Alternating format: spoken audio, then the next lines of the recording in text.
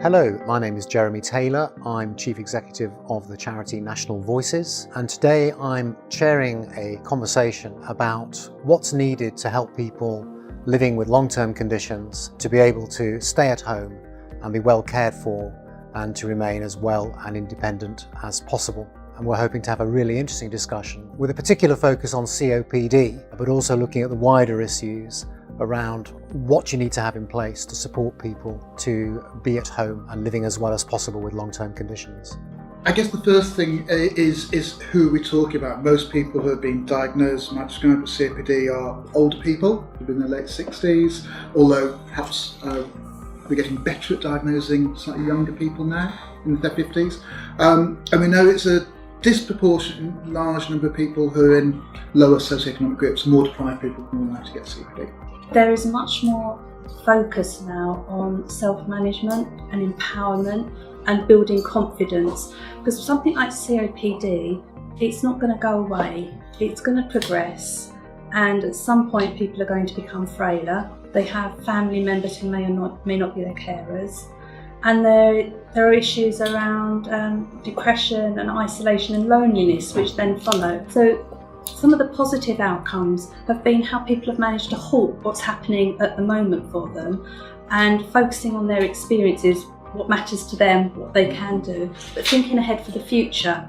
And that goes right up to having the confidence to talk about those difficult decisions, end of life care. And we see huge variation, that's the bottom line. Some of it's down to historical allocations, some of it's down to geography, but a lot of it is down simply to unwarranted variation. And I think we do need to change that. So commissioning needs to start to commission more detailed standardised services, allowing some local variation, but getting rid of the unwarranted elements of the variation.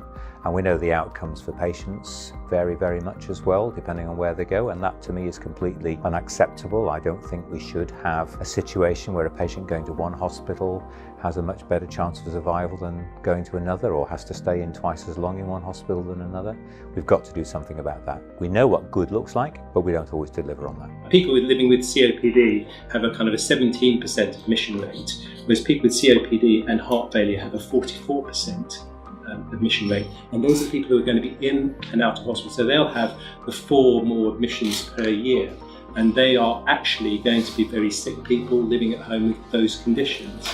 And breathlessness is probably their primary condition, which actually causes them to lose some of their social contacts and everything else that's going on. Recently done some work with Liverpool CCG in terms of a telehealth programme for patients with long-term conditions, and it included patients with diabetes, heart failure, but predominantly COPD patients. And it actually showed that through telemonitoring and telehealth, patients were supported with self-management, their baseline observations were monitored, and they had daily questionnaires as well as long-term questionnaires with regards to quality of life.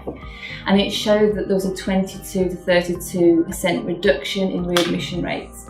But also on the back of that, it showed that 90% of these patients felt more confident in managing their condition, felt more supported and confident. It was just coming out of a home visit, realising that me going in to talk about a subtle change in one inhaler to another inhaler just wasn't going to make any difference to this person's life. I had to do something much more radical. And what we decided to do was to try and put in some psychosocial interventions instead of a traditional medical intervention. And that has been much more effective.